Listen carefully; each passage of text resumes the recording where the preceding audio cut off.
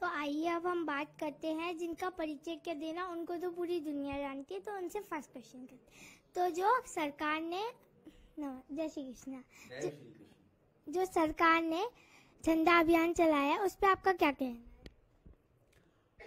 देखिए, देश की आजादी के 75 साल पूरे हो रहे हैं।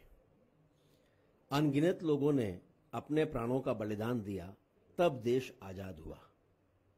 आप जैसे छोटे छोटे बच्चे भी उस समय पर घर से बाहर निकलकर और आजादी की बात करते थे, और इसीलिए माननीय प्रधानमंत्री जी ने कहा कि आजादी के 75वें वर्ष में सभी देशवासियों को हम अमृत महोत्सव के रूप में इस अवसर को, इस वर्ष को मनाएं।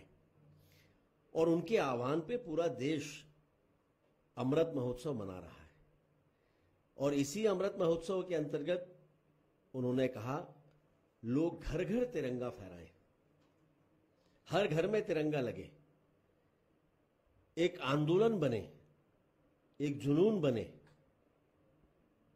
ताकि लोग आने वाली पीढ़ियों को ये समझ में आए कि हमारे इस ध्वज का मतलब क्या है। ये हमारी आजादी का प्रतीक है तिरंगा, हमारे गौरव और गर्व का प्रतीक है तिरंगा। और लोग इस बात को समझें कि जिनके बारे में उन्होंने सुना भी नहीं, देखा भी नहीं, जाना भी नहीं, ऐसे लोगों ने अपने प्राणों का बलिदान करके देश को आजादी दिलाई है।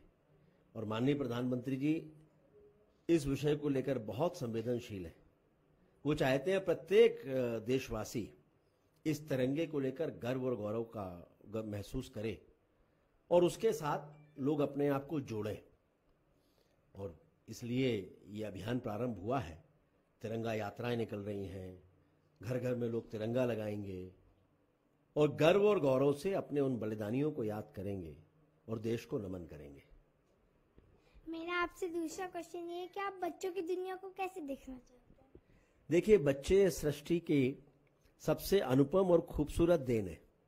आप जैसे बच्चे, ये प्रकृति का वरदान है, और बच्चे इस देश का भविष्य हैं। जब देश का भविष्य अच्छा होगा, मजबूत होगा, वैचारिक रूप से भी, शारीरिक रूप से भी, तो देश मजबूत होगा।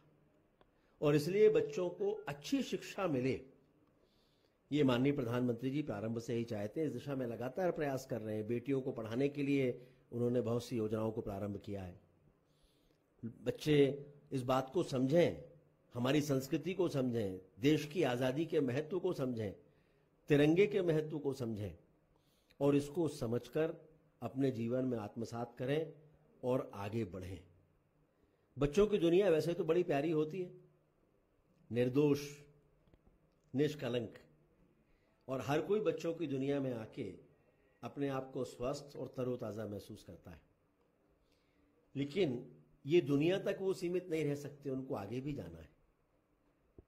और इसीलिए देश के यशस्वी प्रधानमंत्री अपने देश के बच्चों को लेकर बहुत संवेदनशील हैं, और वो चाहते हैं कि इस देश का भविष्य मजबूत बने, शिक्षित बने। थैंक यू, आपसे बात करके बहुत अच्छा लगा। थैंक यू बेटा, थैंक यू वेरी मच। नमस्कार। आप जैसी प्यारी बच्ची से बात करके मुझे भी अच्छा लगा। मैं राधा तिवारी बाल भवन से।